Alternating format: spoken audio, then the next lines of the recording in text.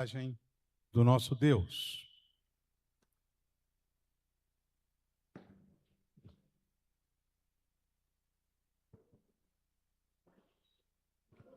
Deus te abençoe, meu irmão, que Deus esteja contigo. Senhor Deus Pai, nós te rogamos nesse instante que o Senhor esteja com a vida do presbítero Marquinhos, para que ele possa mesmo, ó Deus, estar trazendo palavras que venham do teu trono para as nossas vidas, para o nosso coração, em nome de Jesus. Amém.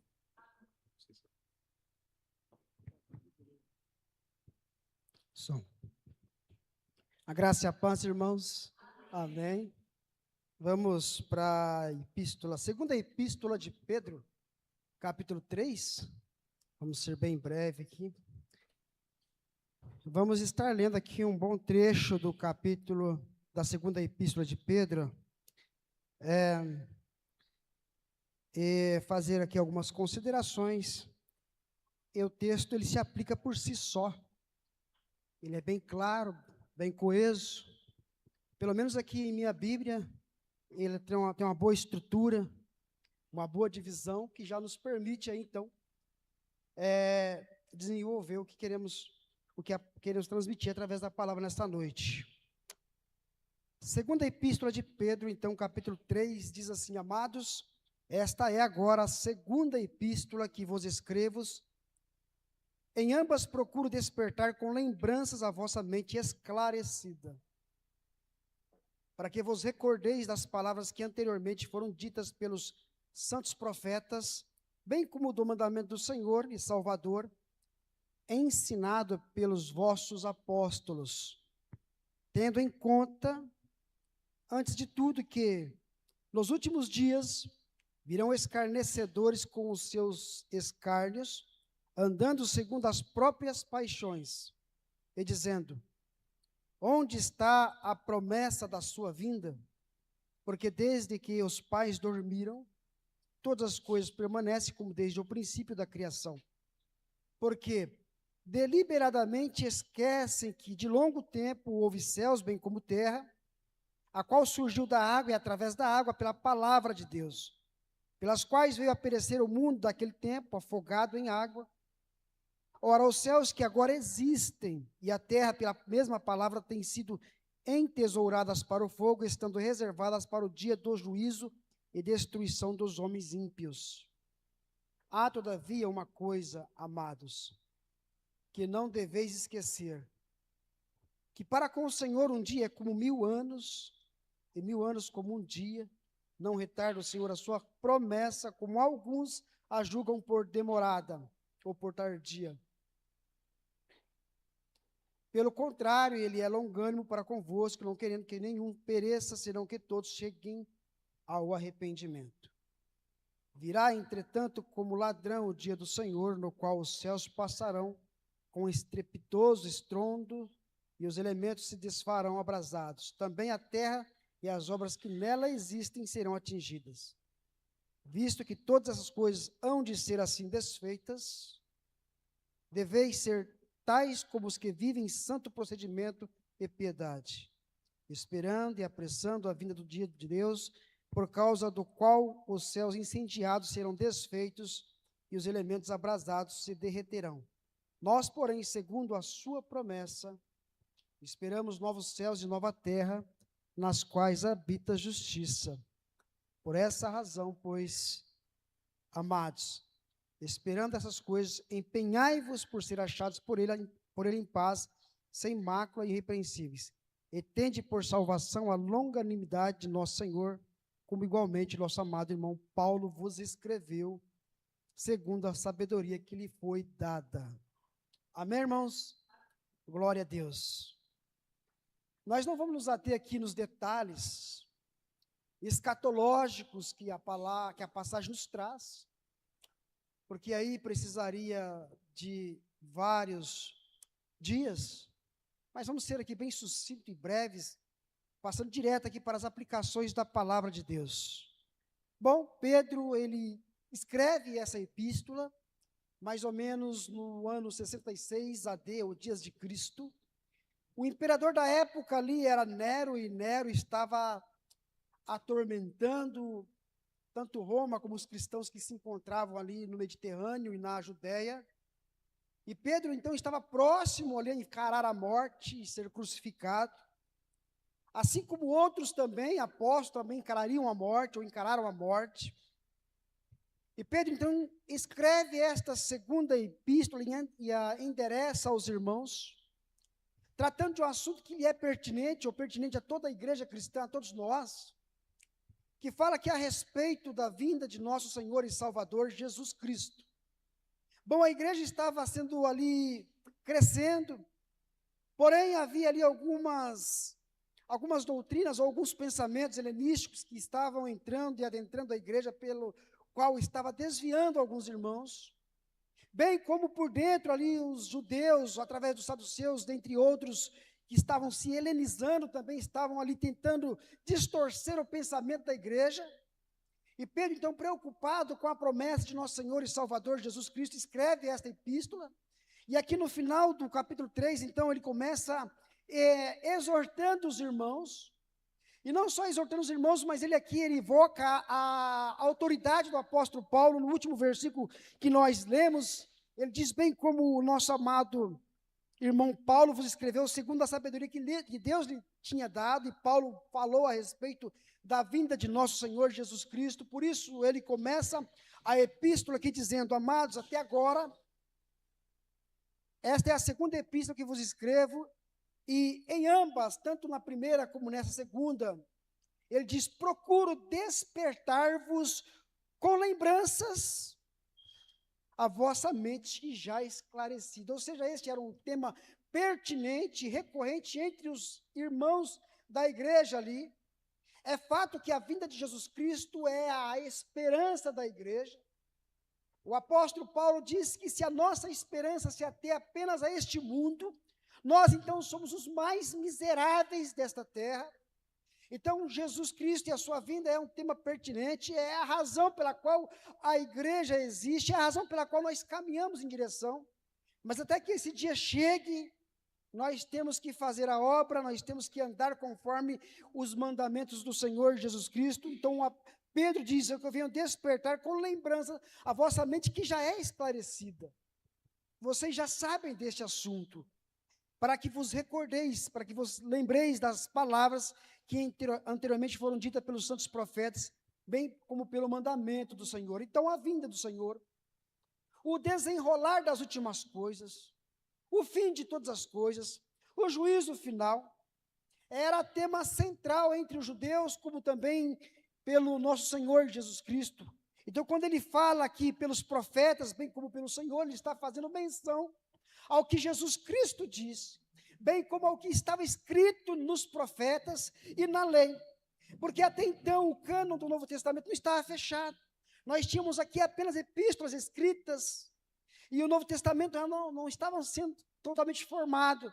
Mas a palavra que predominava na época era a Torá, era o Antigo Testamento, eram os escritos dos apóstolos, e ele fala: bem como o Senhor vos ensinou, e também os apóstolos ensinaram, em todos os seus livros a respeito da vinda e dos últimos dias. E ele vai trazer aqui uma preocupação importante, tendo em conta, antes de tudo, que nos últimos dias, então, os últimos dias pelos quais os profetas sempre falaram, virão escarnecedores com os seus escárnios, andando segundo as suas próprias paixões.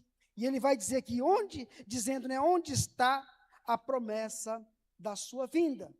Bom, a igreja vivenciava naquele dia, naquele momento, uma espera eminente do Senhor Jesus Cristo.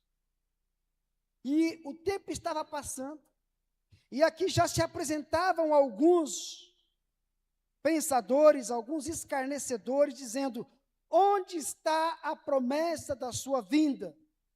E não satisfeito em fazer essa pergunta, essa indagação, e tentar encurralar os irmãos, eles ainda diziam: porque desde que os pais dormiram, todas as coisas permanecem como desde o princípio da criação. Então ali, a filosofia de Epicuro, a filosofia estoica, o gnosticismo, bem como os saduceus, bem como os judeus helenizados, estava atacando a igreja por dentro. atacando a doutrina por dentro, questionando o fato de Jesus Cristo não ter vindo ainda, levando eles a desacreditar de uma promessa que é firme, que é o fundamento do cristianismo, ou seja, Jesus morreu, ressuscitou, ascendeu aos céus e disse que viria para buscar a sua igreja. Então, essas pessoas estavam corroendo a igreja por dentro dela. Já não bastasse Nero perseguindo por fora, haviam pensadores por dentro, tentando ludibriar os irmãos, os cristãos daquela época, porque deliberadamente esquecem, agora Pedro diz, eles esquecem que de longo tempo houve céus, bem como terra, a qual surgiu da água e através da água, pela palavra de Deus. Ele faz menção ao Gênesis, pelas quais veio aparecer o mundo daquele tempo afogado em água. Ele faz menção aqui à época de Noé.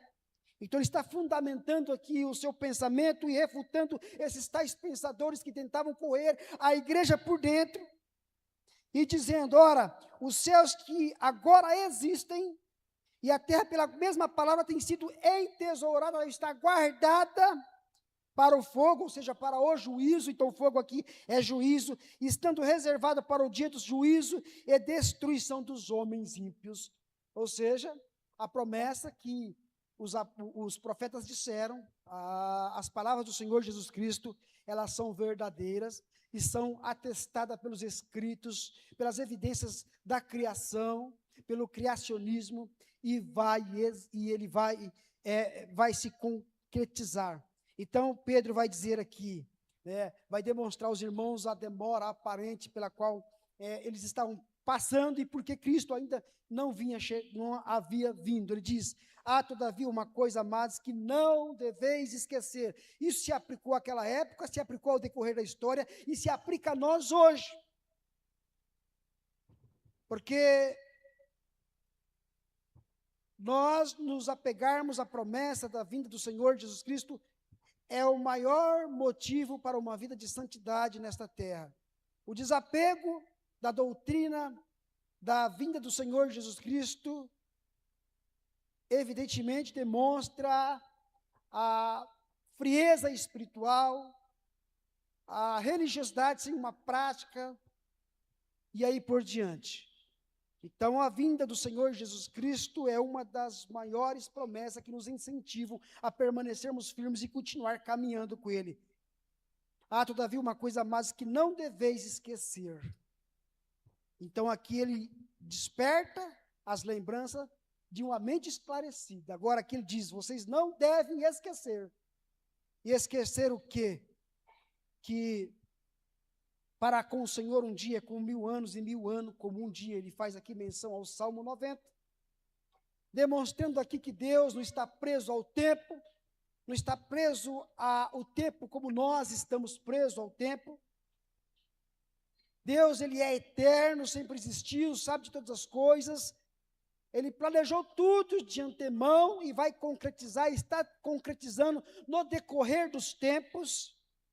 Então, ele não está preso ao relógio, ele não está apegado ao tempo humano, ao cronos, ao nosso tempo, mas ele tem o seu tempo.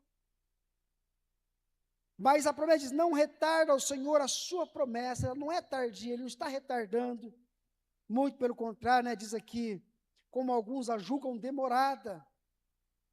Pelo contrário, ele é longânimo para convosco, não querendo que nenhum pereça, senão que todos cheguem ao arrependimento. Então, o assunto da longanimidade de Deus pode ser um tanto quanto contraditório a nós. Ele é um Deus eterno, poderoso, e ao mesmo tempo longânimo,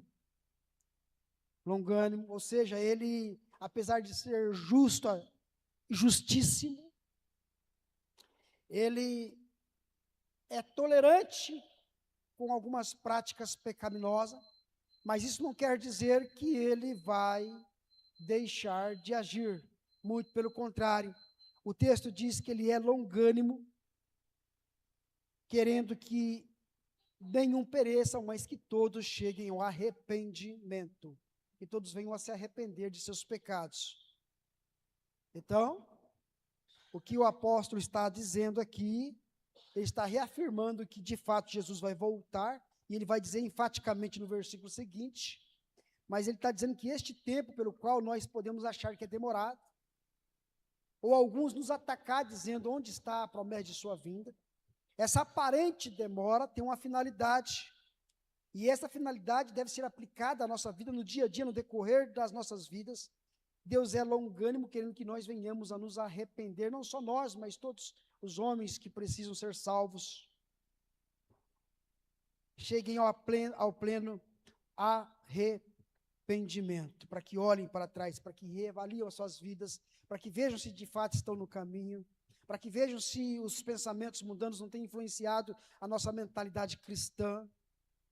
Então é para que cheguem ao arrependimento. Então Deus tem uma finalidade, até mesmo em sua aparente demora, até mesmo em sua aparente demora. Mas Pedro diz, virá entretanto como ladrão o dia do Senhor, no qual os céus passarão com estrepito de estrondo e os elementos se desfarão abrasados. Aqui é apocalíptico, não vou adentrar no mérito, se é literal ou se é simbólico, porque há várias linhas de pensamento com relação à escatologia, nós sabemos muito bem disso, aos pré-tribulacionistas, os mesotribulacionistas, os pós-tribulacionistas, os amilenistas, que a igreja presbiteriana defende, os pós-amilenistas, e nós podemos entender que a história, ela nos mostra que mesmo na igreja há uma mudança constante de opinião relacionada ao pensamento cristão, à linha de pensamento. Antigamente, ou há uns anos atrás, para dizer antigamente, parece que há uns anos atrás, o pré-tribulacionismo era uma doutrina muito forte, ainda ela é, mas os teólogos têm redefinido as suas teologias e voltado para um pós-tribulacionismo, porque o pré-tribulacionismo é uma doutrina muito, podemos dizer assim, pessimista, não é? Jesus vai voltar, e porque ele vai voltar, as coisas deste mundo nos mostram que é daqui para pior. As coisas vão piorar cada vez mais, é a visão pré-tribulacionista. E ela é em duas fases, depois Cristo retorna, e ele estabelece o seu reino por mais 1000 anos, é literal. Agora os teólogos estão migrando para o pós-tribulacionista, ou seja, a igreja vai passar pela tribulação, depois Jesus retornará. Não vou entrar no mérito, não vai demorar. Então, essa passagem, essa parte é escatológica, não entro no mérito se ela é literal ou simbólica, mas a aplicação no 12 no 11 mesmo, deveis ser tais como os que vivem em santo procedimento e piedade, esperando e apressando, aqui faz menção, ao Antigo Testamento, a vinda do dia de Deus, por causa do qual os céus incendiados serão desfeitos e os elementos abrasados se derreterão. Nós, porém, segundo a sua promessa, esperamos novos céus e nova terra, nas quais habita a justiça. Haverá então uma convulsão, uma transformação, uma esperança, a esperança cristã pela qual nós não mais estaremos sujeitos a uma natureza caída e pecaminosa, mas a um corpo glorificado como a do Senhor, uma nova vida, uma terra transformada, uma habitação eterna. Essa é a nossa posição. Por essa razão, pois, amados, esperando estas coisas, empenhai-vos por ser achados por ele em paz, sem mácula e irrepreensíveis. Em paz, paz com você mesmo, tá? Paz com os de fora e paz principalmente com Deus. Achai-vos em paz, independente dos acontecimentos, independente das dificuldades, independente do que virá pela frente. Achai-vos em paz, sem mácula, ou seja, sem manchas, e irrepreensíveis. Tende por salvação a longanimidade de nosso Senhor. Então, a longanimidade de Deus, a sua aparente demora, deve ser um ato, uma evidência da nossa salvação, porque o Senhor tem o seu propósito e ele vai cumprir o seu propósito, como o apóstolo Pedro vai aqui então falar do apóstolo Paulo e endossar os escritos do apóstolo Paulo a respeito deste assunto da vinda do Senhor Jesus. Resumindo tudo, nós temos uma mente esclarecida. Pedro relembra esta mente esclarecida através das palavras do Senhor Jesus, dos profetas. Ele nos adverte a respeito de pensamentos, ideologias, aquilo que vem adentrar, infiltrar a igreja ou o cristão e tentar tirá-lo dessa esperança. Pedro nos fala que a demora aparente do Senhor não é o fato de que não vai concretizar de fato, porque Deus tem por finalidade salvar o homem e que nós devemos então ter firmes esta esperança e continuar com essa esperança, nos mantendo a vida em paz, irrepreensíveis, sem mácula, ou seja, andando e caminhando na progressão de nossa salvação. É um texto claro, eu acho que ficou bem evidente para nós. E é um texto que deve ser pregado para nós, muito embora nos dizem que nós estamos vivendo hoje. A vinda do Senhor Jesus deve direcionar a nossa vida cristã. Não devemos esquecer desse fato, porque esquecer da sua vinda é viver como o homem vive neste mundo. E Paulo nos diz lá em Coríntios, capítulo 15, assunto importante sobre a ressurreição. Se a nossa vida se resume apenas a este mundo, nós somos os mais miseráveis desta terra. Porque se resume só a este mundo, então nós estamos perdendo tempo na igreja. Aí então os estoicos estão com a razão, aqueles que dizem que devem viver uma vida pautada pelo prazer deste mundo estão com a razão, e nós estamos perdendo tempo. Não, mas de fato Cristo ressuscitou, ascendeu aos céus e irá voltar para buscar a sua igreja. E nessa esperança nós estamos firmes. Amém? Nos coloquemos de pé. Vou chamar aqui o presbítero que vai, o presbítero Nelson vai finalizar. Pode encerrar? Amém? Vamos orar e após a oração está encerrado. Amém? Senhor Deus e Pai Todo-Poderoso, nós somos gratos, ó Pai, pela Tua palavra. Ó Deus, e também, ó Deus, pela presença do Teu Santo Espírito em nossas vidas. Ó Deus, que nos ilumina, nos esclarece, nos ajuda. E luta, ó Pai, as nossas lutas, ó Deus, juntamente, para que a gente possa vencer a cada dia. Que a esperança do Senhor, ó Pai, esteja viva no nosso coração. Que a volta do Senhor, Pai, seja a nossa única razão de existir neste mundo. O nosso pensamento central, ó Pai. Que a nossa vida, ó Pai, ó Deus, possa estar em torno desta doutrina que é central para o cristianismo. Abençoe a vida de cada irmão que está aqui nesta noite, ouviu a palavra, ó Deus. A nós, ó Deus, ó Pai, que fomos confrontados com a palavra do apóstolo Pedro, a nos pautar e orientar, e sermos orientados por ela. Que o Senhor nos dê entendimento, sabedoria, acima de tudo, força para cumprir esta palavra. Aqueles que estão assistindo, ó Deus, através da live, que irão assistir posteriormente, que o Senhor possa também abençoá-los, ó Deus, com esta palavra, que eles possam ser despertados, ó Deus, juntamente conosco, e que nós possamos pensar, ó Deus, tão somente no Senhor e vivermos em paz, em alegria, ó Deus, e termos uma vida em santidade. Continue nos guardando, nos provendo, ó Deus, através do Teu Santo Espírito, ó Deus, ó Pai, no nome do Teu Filho amado Jesus, para a Tua honra e a Tua glória. Amém e amém.